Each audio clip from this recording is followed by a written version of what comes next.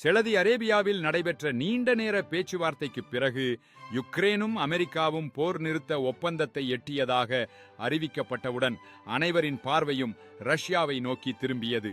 அமெரிக்க வெளியுறவுத்துறை செயலாளர் Marco Rubio கூறியது போல் இப்பொழுது முடிவு ரஷ்யாவின் கையில் உள்ளது.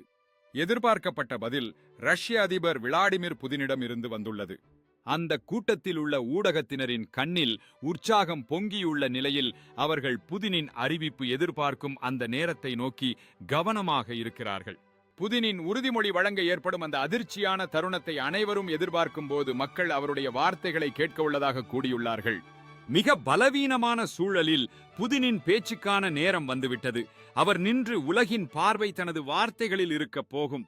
புதினின் உண்மையான வார்த்தைகள் உலகை காத்திருக்கிறதா? பார்வையாளர்களின் உள்ளங்களில் நம்பிக்கையும் கவலையும் சாய்ந்துள்ளது.